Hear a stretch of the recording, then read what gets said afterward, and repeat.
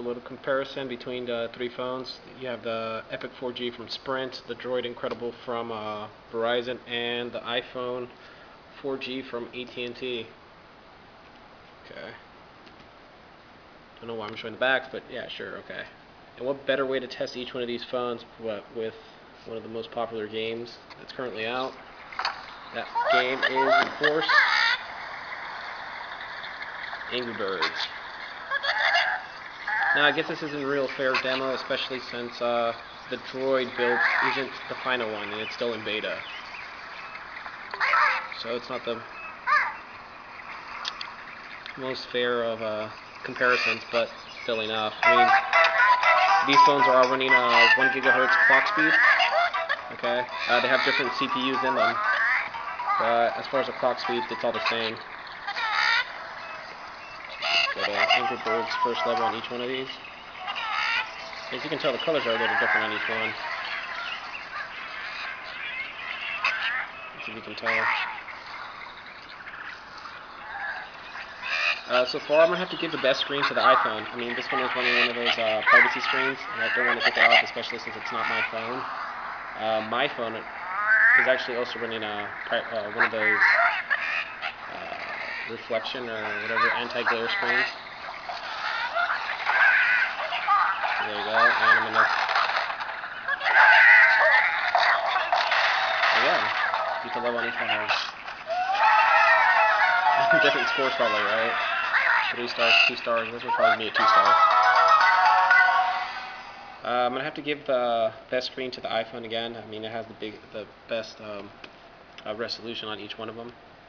This one has a little bit more vivid colors, and then the Droid Incredible is going to be in third on that one as far as the screens. This one runs AMOLED, Super AMOLED, both technologies by Samsung, and this one's running Retina, which I think is by LG that makes the screens. As far as their performance, I mean, I've been using the iPhone for about 2 weeks, 3 weeks or so, and I gotta say, one of the most annoying things about it is the fact that you can't multitasking, or lack of multitasking. One thing is, like, let's take for instance Slacker Radio. If I go in here and I refresh the cache on each one of these things, okay, it's gonna say, do you want to refresh? Yeah, it's connected to the Wi-Fi, so that's fine. If I do that and I click out of it, right, you would think, oh, it's multitasking, so it's gonna be hidden in the background, it's gonna continue doing its thing, it's gonna continue caching and whatnot. And that's not the case at all. You go back on here, and there you go. It's the same spot that I left it at. And that's one thing that's not the case with I have the same application on this one. Where's Slacker Radio? There you go, Slacker Radio. Sorry. Oh, that's a nice way to test it out. Because it's playing.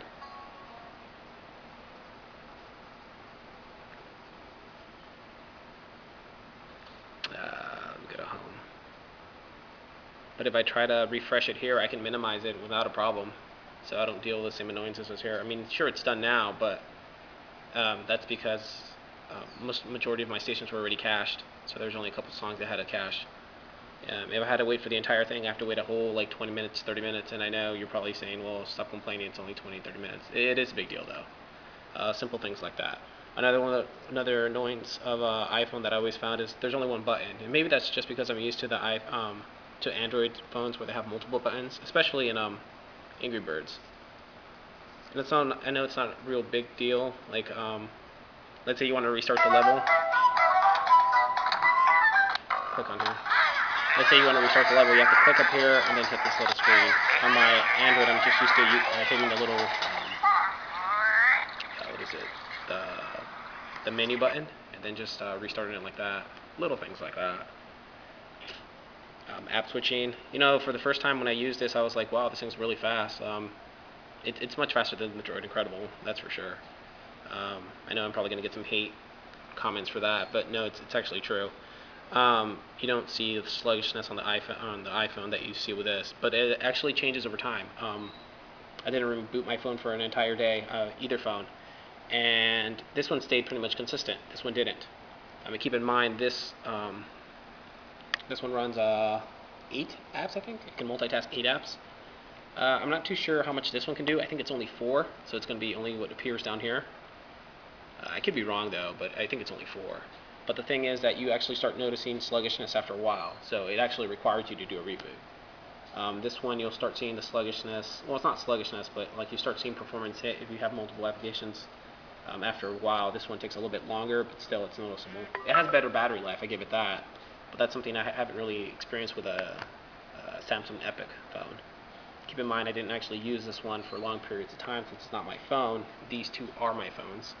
So just so you know, I didn't use it that often to actually really give a thorough test on the battery life. But it seems to be outperforming the Droid Incredible. Cameras, of course, it's going to go down, hands down. It's going to be between iPhone and the Epic. I'm going to have to give that one to the iPhone though. It has better pictures. It's only a 5 megapixel camera, and actually this one's an 8 megapixel, and I don't remember what this one is. Oh, it's also a 5. It's just right at the back. But like other people have pointed out, it's not all about the megapixels. It's about the optics. It's similar how each one of these runs 1 gigahertz processors. This one runs a Snapdragon. This one runs a Hummingbird, and then this one runs with the A4. So each one has they're all clocked at 1000, but each one has different performances. I'm going to have to say out of the Android handsets, the Epic 4G beats it hand down. So we'll see when the multi-dual core crazy phones or CPU starts coming out. But for right now, the best processor is hands down the Hummingbird. It's going to be between this one and the what's that one that's on the Droid X? I forgot what it's called. So yeah, I mean, what other comparisons can I do on it? As far as the music, let me actually play some music real quick.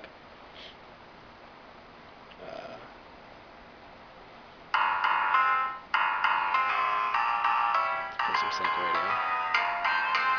It's not the same song, so. But hands down, the Droid Incredible has a way louder sound.